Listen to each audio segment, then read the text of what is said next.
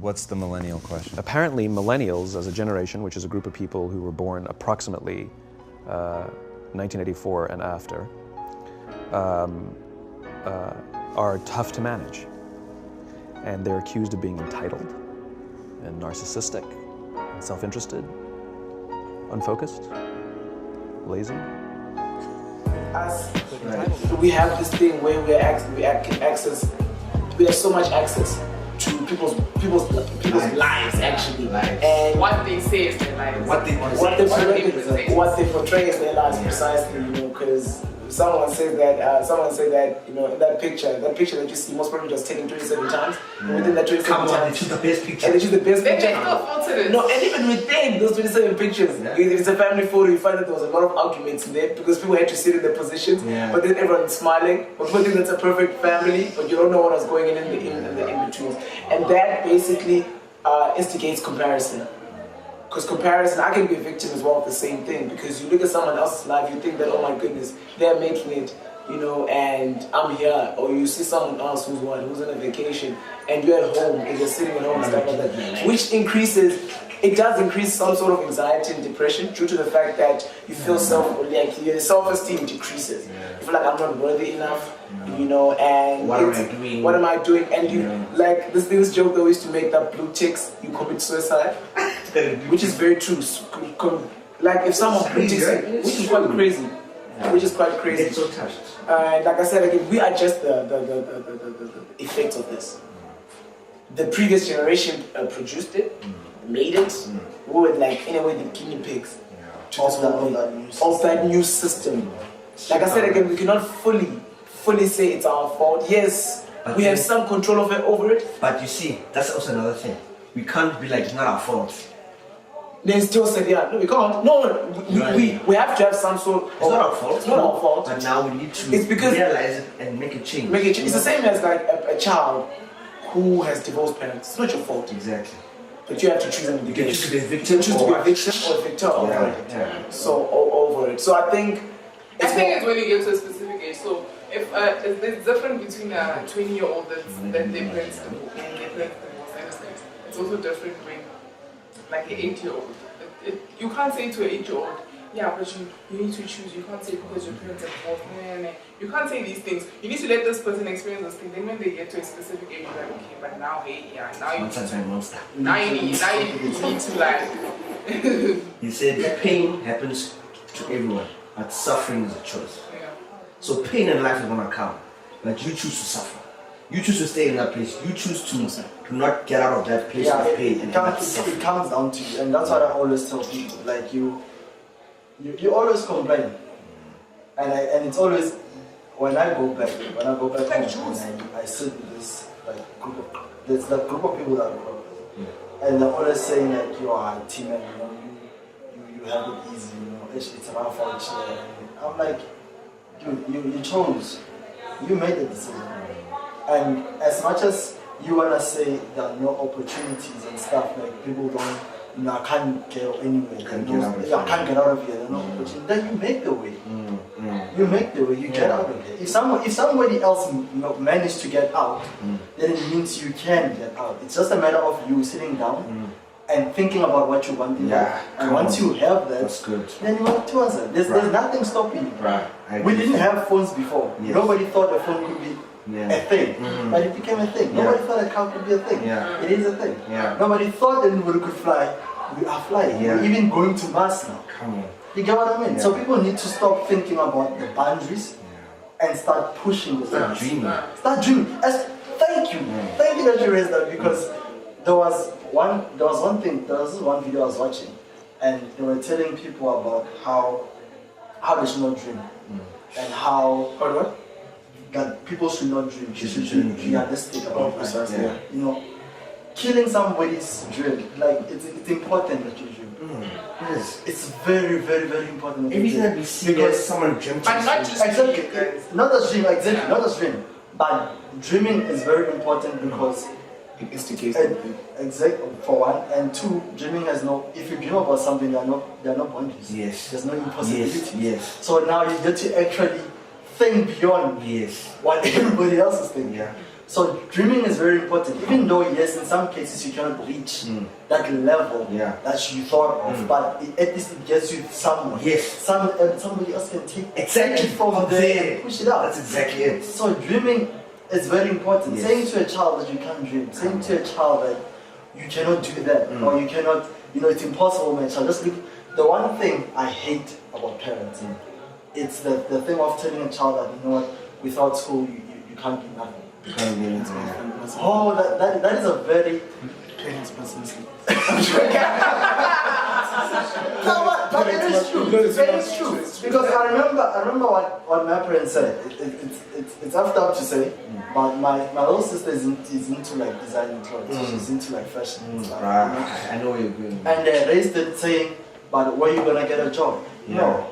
What if I create the employment? Exactly. Why can't I be the person who actually creates the employment instead of working for somebody else? Yeah, exactly. Because use your talent. Exactly. We need to start teaching people to do things, to get their own things instead of living somebody else's dream. Yes, I agree with you. There's nothing more painful. In December, we were at work and I was sitting with some guy called Eddie. So I was telling him like, are you aware that you're here working for somebody so that other person can live their own dreams? Are you aware that you're here and somebody's in Barbados? Yeah, exactly. Drinking pina coladas. Yeah. Why are you wearing a coconut bra? How did exactly, you're wearing a coconut bra. And you're there making their dreams happen. And yes, not everybody wants to be an entrepreneur, which is fine. I'll never judge you for that. Cool. You get what I mean? But if you're the kind of individual where you wanna be somebody and actually develop something, make something happen, then working is not for you. And you should not be going to work complaining every day about how you don't like the circumstances, you don't like the working conditions, you don't like the hours, the workload and stuff like that. Start looking at other options. And it's not gonna be easy. Because people expect the fact that the reason why most people are stuck at work is because they're scared of it.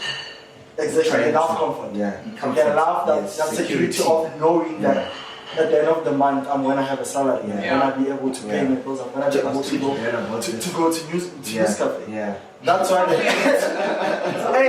example. It's a lifestyle.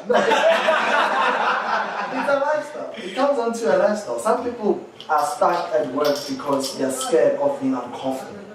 And you've been on it, the type of uncomfortability is different for each and every person. For somebody else might be working long nights. For you might be receiving less money during the month. You get what I mean? So there are different kinds of uncomfortability, but people don't like being uncomfortable. So that's why we'll never be progress. I think also when you talk about boundaries, I don't know where I read this or read this. Where they say that whatever it is you want to do, like so many things are being done now. But let's say you have like the idea we just came up with. Sure. They've probably implemented it in some other way or form. So we're gonna sit here and be like, yeah, but it's already done. And they are, my manager told me, because I remember I said that we were thinking about an app for a car wash. So we were talking about how we hate standing in queues. And it was like, I was thinking of an app where you can book you get your car washed at 1, you come through and it's washed.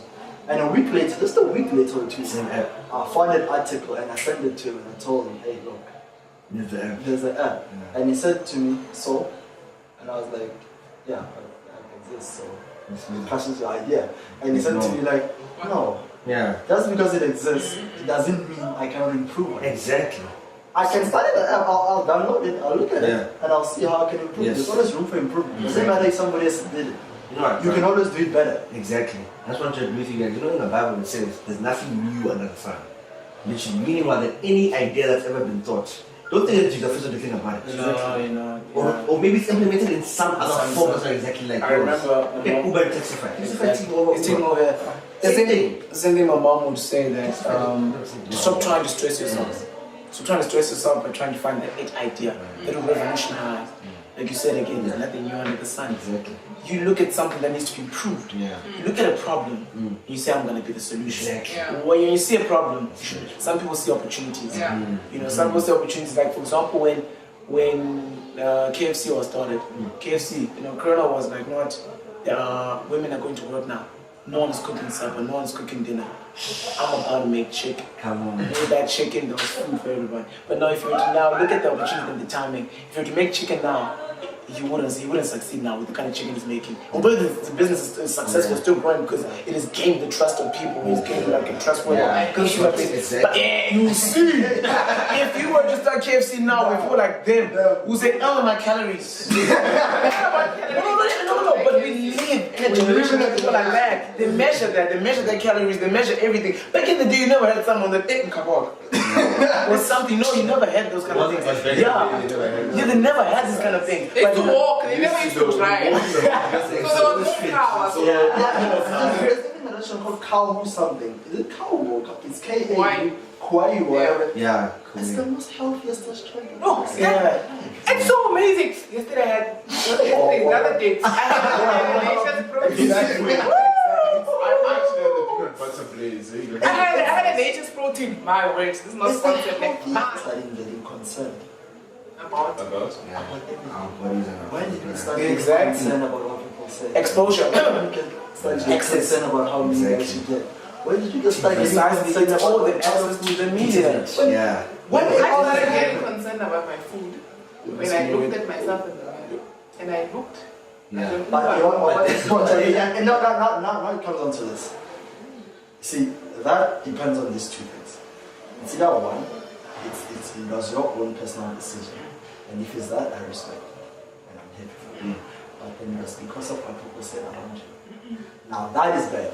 Yeah, See, the moment yeah. you start changing because of what people are saying, I've tried it. that is bad because now you're gonna lose yourself. Yeah. I've Good tried for it. yourself. It's not for yourself, so other people. So I've always been a chubby baby. And then when I was in high school, I lost weight because, firstly, the first people to tell me that, hey, I'm a girl, was my parents. So I used to, like whenever I ate, bro, I used to hate every bite because they would be like, hey, no, now you're getting big. yeah. My family, then there were people around me, friends, whatever. I didn't lose the amount of weight I lost now. I probably lost from 10 kg. So And then I did it for people. The minute those people stopped talking, what did I do? I went back to eating. yeah. Now I did it for myself. Now I can be like, hey, I don't want this chicken. So not because someone else. now I can try to buy junk and get her to eat junk. She'll literally not eat it. So that's two personal on food.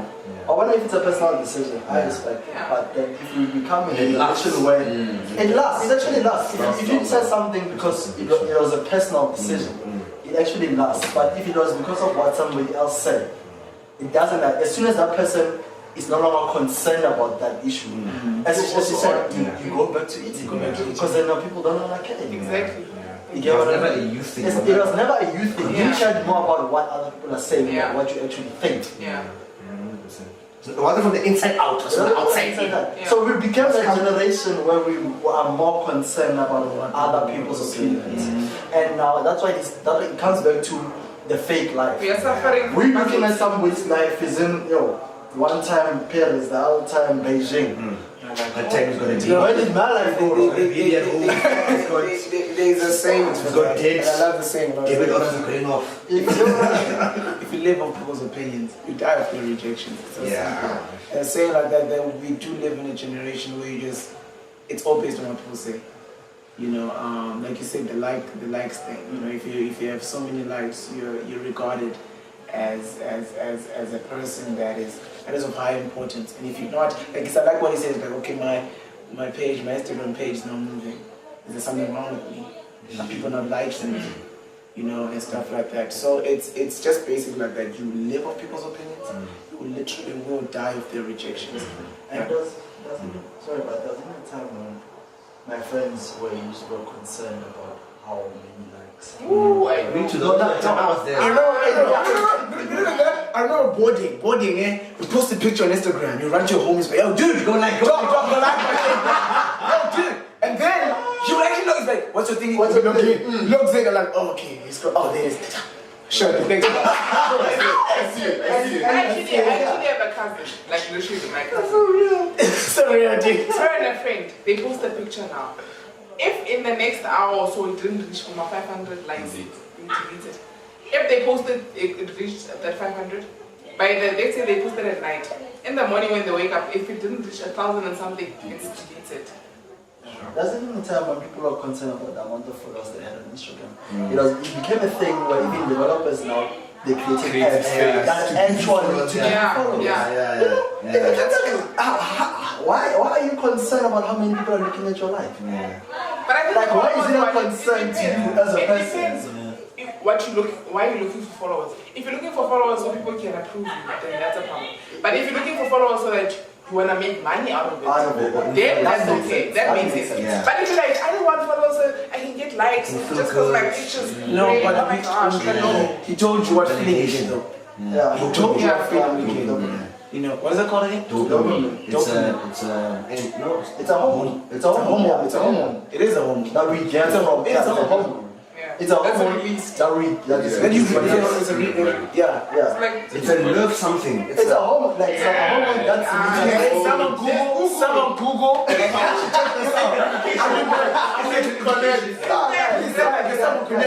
It's a hormone that you get whenever you eat like food, you like, or have sex, or have money, or when you gamble, or whatever. It's that good feeling that you get. Something when you're successful in doing a task, dopamine gets released. When you're successful, That's the sense of achievement. exactly. Sense of achievement. When you do the task and you got it right, when you finish your tasks, washing the dishes or whatever, dopamine, that feeling of I finished. Dopamine is an organic chemical of the and families that play several important roles in the brain and body. It is an amine synthesized by removing one group from a molecule of its. It's fine. It's a chemical. It's a feel-good chemical. It's the one that's released in the brain. It's a feel-good. It plays an important role in. It plays several important roles in the brain and body. It removes something from your body and. Something. You say that? No, I don't want to push her. The English. Removing a carbon. Next thing I'm saying carbon dioxide. I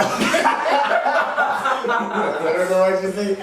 But Carboxyl. no, listen, end of the day, like I want to go back to what you guys said about boundaries. You know, it's, do you know, to a certain point, I understand what you guys are, because I'm in the same position. I'll tell this person that, yo, dude, you stuck in a situation, find a better way, find a better solution to get out of it. There's always a way. But it's not always the same for everyone. It's not the same.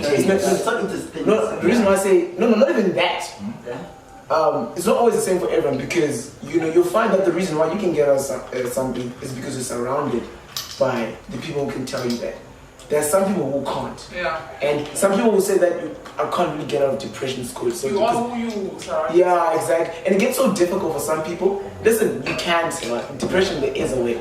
There is a way, definitely, but it's check your surroundings. Check your surroundings, and I think. It's we can't really easily say from people who don't really fully experience it, one out in the shoes, because I feel like you can never fully understand something unless you're in the shoes or unless you fully experience the whole thing. You know, I feel like some of us can never say we fully understand someone's situation, because someone else's situation, it can be the same thing, but they can see it in a different way. But for example, if you have a mother, we all, let's just say we have mothers, man, we all have mothers. We all have different relationships with our mother. We all do, that's a fact. Some of us are very close, some of us are like, you know, some of us can even tell about our mothers about anything. But then when they pass away, when they both pass away, you cannot say, no, dude, I understand. No, me and my mom were tight. Me and my mom can even chill, or right there, we can talk about anything though. So I feel like we can't fully understand someone who's going through something that's very painful, so we can't really say, yo, dude, get up and go. You know, so you're saying that even though you go through the same situation, like you and Tabo go through the same situation, I react differently. You guys still can't understand each other. No, perspective is different. It's different. Perspective is very different. Yes, perspective is different, but understanding. But I think you have a bit of an understanding. A bit, but you can't fully. You can't fully. Because so then what I'm trying to say. Then you can't say you can't say that you must put yourself in that other person's shoes. Because even if you put yourself in that person's shoes, your perspective is never going to be the same, because you guys are not. But putting yourself in the other person's shoes meaning is seeing it in their way. Same ways. It's not like you're not saying that when you put yourself and then you still you. No. The concept and the phrase of putting yourself in someone else's shoes is fully seeing things the way they see it. That's why I like the track. That's why I like the track by Black. Is it Black or It's black. The guy said it's black. The guy said it's black. Okay, Black called Switch. Yeah? Oh. Black called the track is called Switch. And in that track he basically says let's switch the roles for a second so that you can see the pile of shit that I deal with on a daily. And then you tell me if you can handle it. Because now you sitting on the sidelines and you telling me that it's fine, it's easy, it's fine. Can't be me for a day. And that's the whole thing. We just need to. That's what I'm trying to say. We find understand each other. Empathize precisely. To a certain point, where I understand that you can. You understand that you can't, but you actually can. You don't tell the person no, get up to you because you have no reason. No, get in safe with love. Understand. First understand precisely. Yeah. Relate first. Say okay, I know how to understand. And sometimes just hearing just listening to them and getting their perspective helps them. Because they say there's a person listening. Yeah. Do you know how much it makes a difference? The person listening. For the first time, this past holiday, I experienced something very, very cool with this one person. This man, I was on the phone the first time. I was trying to make it, but I passed my I'm coming. To the guy, I'm coming. I gave the guy attention. I felt like in my spirit that I didn't give this guy attention. I gave this guy attention. Dude was crying, bro, because he got attention. Someone was listening. I asked him, dude, where you coming from, bro? He told me he's coming all the way from Kimberley. I found myself here, there. I listened to the guy. Guy was crying. I didn't even ask him, do you want food, do you want anything? I didn't say believe in God, because he had a lot of Bible and believe in God. I didn't say, I said, dude, how are you? And where do you come from? How it got you in the situation where you're sitting down there and you have different shoes and you have no food and you have a scattered shirt, The guy cried because he saw that I was giving him attention, because he was trying to hide the tears. I could see he was trying to hide the tears, but he couldn't because I could see it. And I could see it. And just that element, and if you involve it, we know that people are supposed to see through circumstances. People are supposed to surmount to circumstances, but not everyone has the same thing. I have great friends. People can tell me, dude, you can do it. We're about to do this. We're about to kill him. You know what I'm saying? We listen and we get exposure to things, and some of us we know our value because we have found an element of inspiration. Some of us is Christ, some of us is that, some of us can be anything. But then there's some people with no hope at all. No hope at all. Told you. Yeah, I need to start doing this. We'll start concluding. We must conclude. We must conclude. Basically, my conclusion from the whole thing is that meet the person halfway. Empathize. And advise with love. Try to understand from them. Like I said, you can never fully understand. But understand from their point of view. Listen to them. And then tell them, okay, no, I understand where you're coming from. Because but you can surmount out of this. There is hope, there is a tomorrow, that you can definitely do this. And when it comes to boundaries, so I'm just going to conclude with boundaries. And like you said, again, dreaming is so important because all of this is created by someone dreaming from a dream. 100%. I had a dream, then someone said, no, I'm not going to let anyone stop. It's just like Steve Jobs. Steve Jobs was so passionate. He's like, I want the simplest. My interface has to be simple. I was very fussy about it because that was his dream. And that dream came to life. Look at everyone. Everyone's using an iPhone. Exactly. As if it's It's not as recorded. These things, and I feel like you're right about. I like what someone said. Parents. So I wanted to contribute to that, but you guys were talking parents. Pastor said the same thing this past Sunday. Night service was like, no. I think it was the night service. He was like, parents. Like even it was talking. I think it was talking to fathers how it is so important to tell your children. Don't tell your children that they can't do it. Because he told his son, this guy, he was using an example of this guy, one of the bosses. He was like, he told his son that you're gonna go to America and you're gonna come back with the medal. It's a fact, you're gonna do that. The kid came back with the medal. And more actually. There wasn't only one, he came back with more. This thing that if you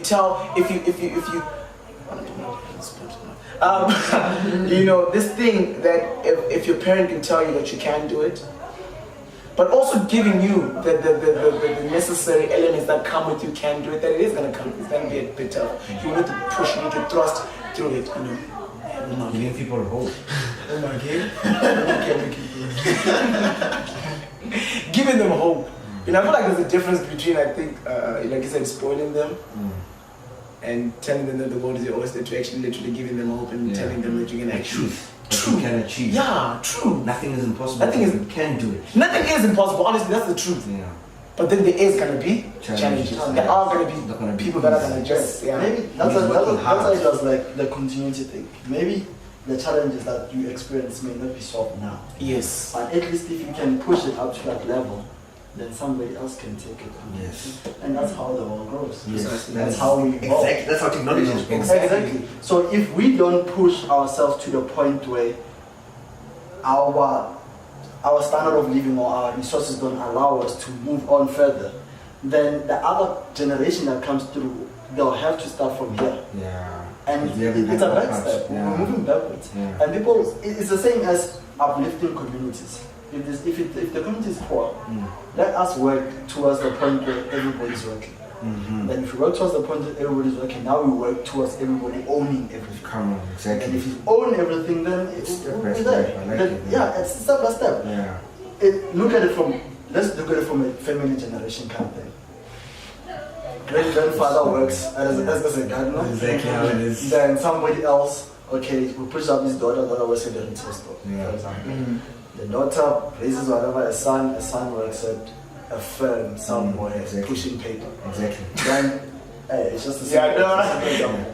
And then somebody else, he raises a person who becomes a doctor. Yeah. Doctor then has a surgeon, astronaut. Yeah. It builds up. Yeah. We need There's no moving backwards. Yeah. We're not moving backwards. Yeah. We need to understand the fact that everything builds up. Yeah. There's no straight line shot to something. You cannot skip over all the life lessons. You can't just skip and be the top brand. You need to work towards that. And that's the one thing that our generation is struggling with. We all want to move from one place and to all of a sudden being the next Bill Gates. Yes, yeah. It doesn't work that way. You need to work hard. You need to push harder. There's no other person that's gonna able to push you than yourself.